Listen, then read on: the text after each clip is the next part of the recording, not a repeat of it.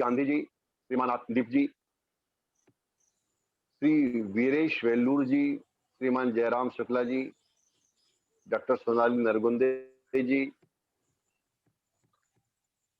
श्री भास्कर प्रभु जी, doctor Venkatesh Nair जी और इस सभा में उपस्थित सभी मित्र और मुझे यहाँ पर बुलाने वाले आदरणीय भाई शिवानंद जी, जो इस सुंदर आयोजन के संयोजक हैं और उन्होंने मुझे इस कार्यक्रम से जोड़ा है। मैं आप सबका जो इस सभा में जुड़े हुए हैं उन सबका हार्दिक अभिनंदन और स्वागत करता हूं। आज आप लोगों के साथ सूचना का अधिकार, सरकार और मीडिया विषय पर चर्चा करते हुए मुझे अमेरिका के तीसरे राष्ट्रपति थॉमस जेफरसन का एक कथन याद आ रहा है।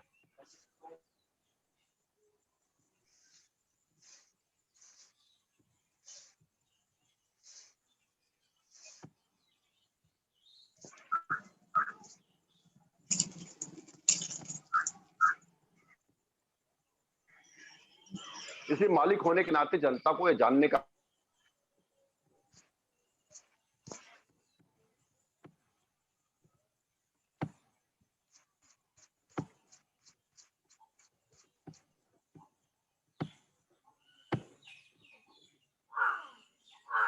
कहा जा रहा है और इस नाते वैश्विक स्तर पर सूचना के अधिकार की चर्चा होती है। 1948 में संयुक्त राष्ट्र महासभा द्वारा universal declaration of human rights जब अपनाया गया, तब से ही वैश्विक स्तर पर सूचना के अधिकार के सवाल को उठाया गया। भारत में 1976 में राजनारायण बनाम उत्तर प्रदेश के एक मामले में सुप्रीम कोर्ट ने संविधान के अनुच्छेद 19 में दिए गए सूचना के अधिकार को मौलिक अधिकार घोषित किया था। अनुच्छेद 19 के अनुसार हर नागरिक को बोलने और अभिव्यक्ति देने का अधिकार है। उस समय सुप्रीम कोर्ट ने कहा था कि जनता जब तक जानेगी नहीं तब तक अभिव्यक्त कैसे करेगी, बिना जाने अभिव्यक्ति संभव नहीं। और आप 2005 को याद कीजिए, उस वर्ष मीडिया ने लोकहित में बात लगातार उठाई थी कि सरकारी जानकारियां आम लोगों की पहुंच में होनी ही चाहिए। क्यों नहीं पहुंच रही? जब सब कुछ सरकार जनता के लिए ही कर रही है तो जनता को ही उन सूचनाओं से क्यों दूर रखा जा रहा है? यदि कोई काम समय पर पूरा नहीं होता, उसमें भ्रष्टाचार किया गया है, तो ये कहने से सिर्फ काम नहीं चल सकता कि साहब ये मामला गोपनीय है। इस नाते अगर किसी के मानवाधिकारों अधिकारों का हनन भी होता है तो वो भी बात सामने आनी चाहिए और भविष्य में ऐसा ना हो सुनिश्चित किया जाना चाहिए। और काफी लंबे समय के बाद भारत में सूचना का अधिनियम लागू हो गया। इससे प्रशासन की व्यवस्था को पारदर्शी बनाने में एक सुविधा मिली है और सर्वसाधारण भी अब सामान्य प्रक्रियाओं के साथ सूचनाएं प्राप्त करते हैं। जहां तक पत्रकारिता की बात है कि इस सूचना के अधिकार का लाभ निश्चित रूप से पत्रकारों को हुआ है। पत्रकार इसका उपयोग करके बड़ी खबरें निकालते हैं और बनाते हैं। कई ऐसे पत्रकार हैं जिन्होंने आरटीआई के माध्यम से पत्रकारिता को एक नया स्वरूप दिया, एक नया तेवर देने का काम किया। आप देखिए, मीडिया और सूचना का अधिकार दोनों ही बीती सदी के उत्तरार्ध में लोकप्रिय हुई अवधारणाएं हैं। दोनों अवधारणाओं को एक साथ देखा जा सकता है, व्यवस्था के रूप में भी। और 90 के दशक में अमेरिका और इराक युद्ध के बाद मीडिया ने भारत में अपनी लोकप्रियता बढ़ानी शुरू की थी और आज मीडिया बहुत महत्वपूर्ण कारक बन गया है। शोध अध्ययनों में केबल टेलीविजन के पूर्व समाज और केबल टेलीविजन के बाद के समाज को अध्ययन किया गया तो एक बहुत युगांतकारी परिवर्तन हमको देखने के लिए आता है। मेरा मानना है कि सूचना के अधिकार कानून का प्रचार प्रसार करने में मीडिया ने बहुत महत्वपूर्ण भूमिका निभाई है, जिसके जरिए सूचना के अधिकार कानून को एक क्रांतिकारी बदलाव के तौर पर भारत में देखा जा रहा है। ऐसा माना जाता है कि ये कानून जनता के हाथ में कारगर हथियार की तरह है, जो सरकार को ही नहीं बल्कि पूरी व्यवस्था को जवाबदेही के दायरे में लाता है। और इसका कारगर होना तब तक मुमकिन था जब मीडिया ने इसमें एक अहम भूमिका निभाई, मीडिया ने आगे बढ़कर पहलकदमी की। मीडिया के सहयोग से आज यह हम सबके लिए बहुत महत्वपूर्ण अधिकार और हथियार के रूप में हमारे सामने है।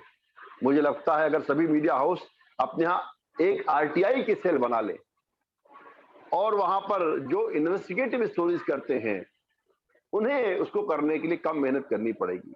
साथ ही वो सही तरीके से आंकड़ों की जांच कर पाएंगे, तथ्यों की जांच कर पाएंगे और इन्वेस्टिगेटिव जो जर्नलिज्म है, जो खोजी पत्रकारिता है, उसको एक नया अवसर मिलेगा।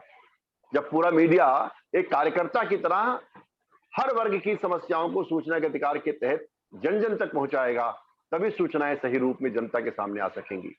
आप लोग याद कीजिए 12 अक्टूबर 2005 का वो दिन, जब शाहिद रजा बर्नी नाम के एक शख्स ने भारत में पहली बार सूचना का अधिकार कानून के तहत सरकार से सूचना मांगी थी।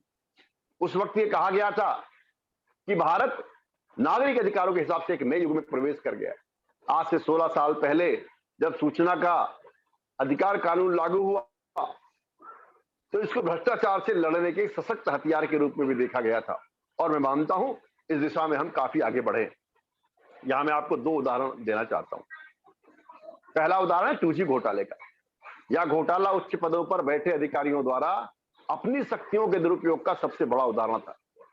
इस घोटाले के कारण भारत सरकार को लगभग 1,76,645 करोड़ रुपए का नुकसान हुआ था। आप देखिए, ये घोटाला तब सामने आता है जब एक आरटीआई कार्यकर्ता ने सूचना के अधिकार का उपयोग कर एक आरटीआई दायर की। दूसरा है कॉमनवेल्थ गेम्स का घोटाला, राष्ट्रमंडल खेलों का घोटाला। एक एनजीओ ने एक याचिका दायर की और आरटीआई के माध्यम से पता चला कि दिल्ली सरकार ने राष्ट्रमंडल खेलों के लिए दलित समुदाय के कल्याण के लिए रखे गए फंड से 744 करोड़ रुपए निकाले। आरटीआई से भी सामने आया कि निकाले गए पैसों का प्रयोग जिन सुविधाओं पर किया गया, वो सारी सुविधाएं मात्र कागजों पे उपलब्ध थी। आप सोचकर देखिए कि अगर सूचना का अधिकार नहीं होता, आरटीआई कानून हमारे पास नहीं होता, तो क्या हम सत्यों के पास भी पहुंच पाते? कॉमनवेल्थ ह्यूमन राइट्स इन्वेस्टिगेटिव की एक रिपोर्ट के अनुसार 2005 से 2015 तक यानी 10 सालों में करीब 1.25 करोड़ से ज्यादा लोगों ने भारत में आरटीआई दाखिल की थी। आबादी के अनुपात के मद्देनजर अमेरिका की तुलना में भारत में इस कानून का ज्यादा इस्तेमाल किया गया। हालांकि आरोप भी लगते रहे कि सरकारी पेचीदगी के कारण यह कानून उतना जल्द सुलभ नहीं है जितना इसको होना चाहिए। मेरा मानना है कि सरकारी मुलाजिम, वकील और पेशेवर रिसर्चर इस कानून का इस्तेमाल आम आदमी की तुलना में ज्यादा अच्छे तरीके से कर पाते हैं, और इसका बहुत बड़ा कारण है आरटीआई दाखिल करने की जो पेचीदगी है, उस पर कहीं ना कहीं हमें विचार करना पड़ेगा। इस संबंध में मुझको लगता है कि आरटीआई की भाषा बेहद महत्वपूर्ण है। आरटीआई में आप सरकार से सवाल जवाब मत करिए, जैसे फला इलाके में बिजली कब पहुंचेगी, इसकी जगह आप सरकार से सूचना या जानकारी मांगिए और इसके लिए सरल भाषा का इस्तेमाल करिए, जैसे फला इलाके में बिजली के कितने ट्रांसफार्मर लगे हैं। यहां आपकी भाषा बदलते ही जवाब मिलना आसान हो जाता है। समय आधारित सूचना मांगते वक्त आपको अतिरिक्त सावधान रहने की आवश्यकता है, ऐसा मैं आपसे निवेदन करना चाहता हूं। किस कालखंड से संबंधित सूचना मांगी गई है यह बताना आरटीआई में बहुत जरूरी होता है। जैसे फला इलाके में साल 2010 से 2017 के बीच बिजली के कितने ट्रांसफार्मर लगे। इसका कारण है कि कई बार प्रशासनिक लोग सवालों की भाषा को लेकर आपत्ति जताते हैं और कई बार अधिनियमों का हवाला देकर के सूचना न देने की कोशिश भी करते हैं। सरकार भी इस बात को जानती है कि आरटीआई का जवाब नहीं मिलने पर उसकी अपील करने वालों की संख्या बहुत कम है। इसलिए याद रखिए कि जवाब नहीं मिलने पर अपील करना भी जरूरी है, यह आपके अधिकारों में शामिल है।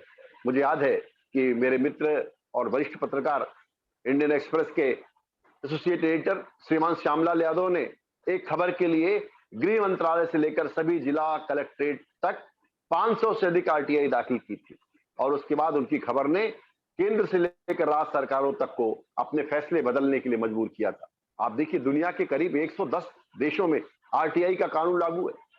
इन देशों में आरटीआई के इस्तेमाल से लेकर के रिपोर्टिंग करने वाले पत्रकार संगठित ढंग से काम करते हैं। यूरोप में इन्हें बॉब पत्रकार कहा जाता है। बॉबिंग एक डच शब्द है जो पत्रकारों के लिए इस्तेमाल होता है। आप देखिए कि पत्रकारिता का जो मूल काम है वह लोक शिक्षण है, जिसको हम धीरे धीरे भूल रहे हैं। लोक शिक्षण के लिए आवश्यक है हम आप निरीक्षण भी करें, आप शिक्षण भी करें, खुद को प्रशिक्षित करें, खुद को तैयार करें। समाज की दृष्टि और बौद्धिक चेतना से संपन्न राष्ट्र में पत्रकारिता का बहुत बड़ा धर्म है। पत्रकारिता चाहे किसी भी दौर की हो, वह आगे की सोच रखती है। उसे हर वक्त चौकन्ना रहना पड़ता है, तभी वह आम लोगों को प्रभावित कर पाती है, आम आदमी के दिल में जगह बना पाती है। अगर हम भारतीय मीडिया की बात करते हैं तो आप देखेंगे कि मीडिया ने वर्तमान संदर्भ में एक नई प्रकार की संस्कृति को जन्म दिया है। इसको हम एम्पावरमेंट की संस्कृति कह सकते हैं, सशक्तिकरण की संस्कृति कह सकते हैं। मीडिया न सिर्फ शांति स्थापित करने का काम कर रहा है, बल्कि सूचनाओं के माध्यम से आम आदमी को ताकत देने का काम कर रहा है, आम आदमी को सशक्त बनाने का भी काम कर रहा है। यह मैं आपसे निवेदन करना चाहता हूं। मुझको याद है 1992 में विश्व बैंक ने प्रशासन और विकास नाम का एक दस्तावेज जारी किया था। इसमें प्रशासन के 7 पहलुओं और तत्वों का उल्लेख किया गया था, जिसमें एक पारदर्शिता और सूचना भी थी। इस संदर्भ में मेरा मानना है, भारत का जो आरटीआई कानून है, वह कई बड़े देशों की तुलना में बहुत सशक्त है। आप देखिए कि राजस्थान सरकार ने हाल में ही जन सूचना पोर्टल की शुरुआत की है। इस पोर्टल का मुख्य उद्देश्य सरकार और सरकारी विभागों से संबंधित जानकारी को आम जनता तक पहुंचाना है। मेरा मानना है कि पोर्टल सूचना के अधिकार, विशेषकर आरटीआई अधिनियम की धारा 4 जो कि सूचना के सक्रिय खुलासे या प्रकटीकरण से संबंधित है, वो आगे बढ़ाने की दिशा में एक बहुत महत्वपूर्ण कदम है। पारदर्शिता के साथ उत्तरदायित्व का होना भी जरूरी है। और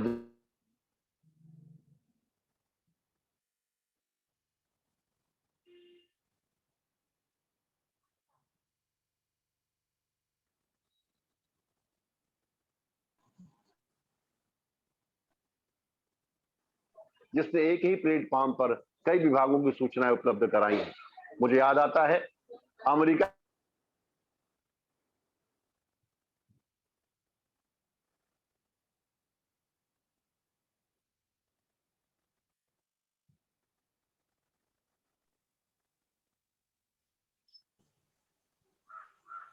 बहुत कारगर रहा है।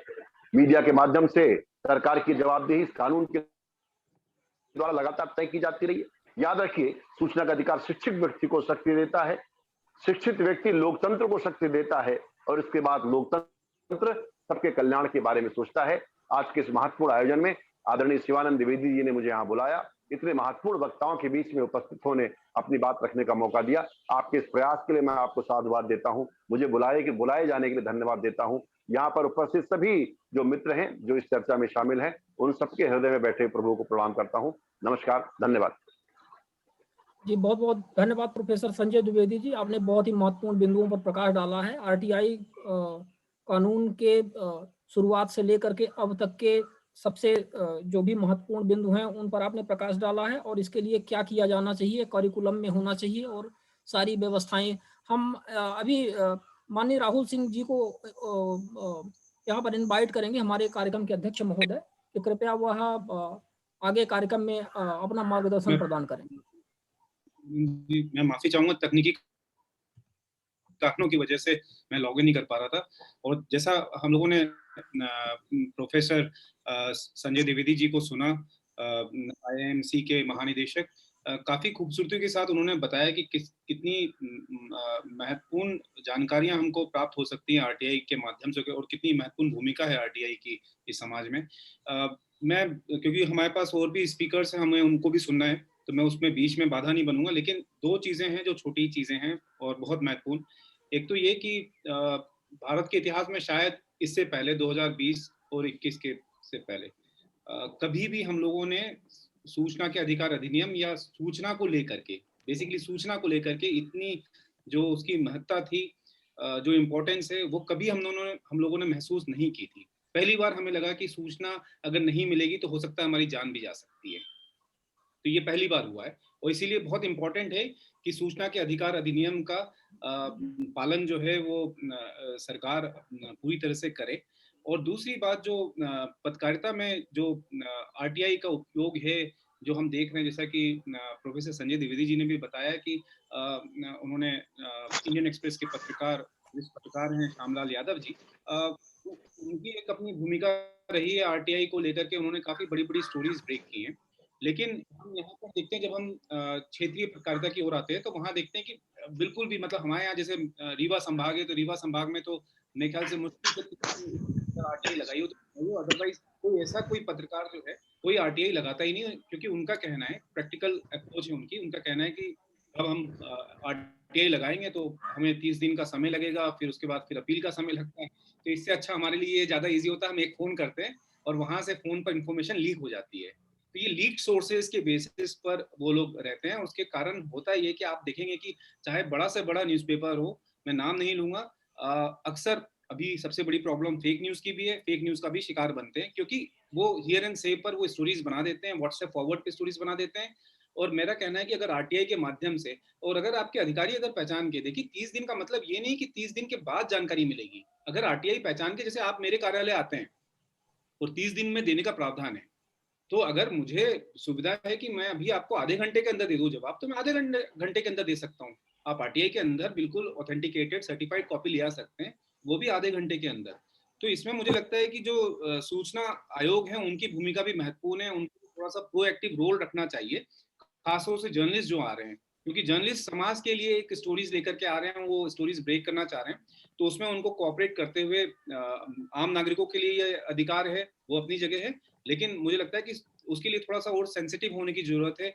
और खास तौर से जर्नलिस्ट अगर चाह रहे हैं कि कोई इंफॉर्मेशन ब्रेक करना चाह रहे हैं, तो उसको देखना चाहिए, प्रायोरिटी से डील करना चाहिए।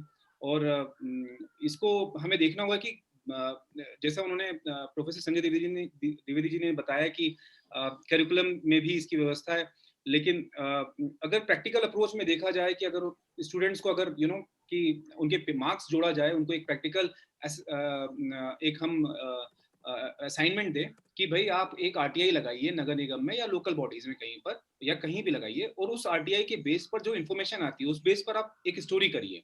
तो I think that would be a very good practical approach, जहां हम स्टूडेंट्स को ये सिखा पाएंगे कि आप आरटीआई कैसे दायर करो। और मैं अपनी ओर से इसमें ऑफर करता हूं कि उसमें जो भी स्टूडेंट्स होंगे आईएमसी को, मैं पर्सनली अगर उनको कोई उसमें लीगल अगर कोई चीज होगी, और हमारे साथ माननीय आत्मदीप जी भी हैं, इस तरह की कोई भी अगर उसमें कोई जरूरत पड़ेगी उनको सलाह की, तो हम लोग वहाँ अवेलेबल रहेंगे और वो बाकायदा उनको हम लोग पूरा सहयोग देंगे। तो शिवानंद द्विवेदी जी, हम लोग आगे जो दूसरे वक्ता है उनको हम सुन लेते हैं।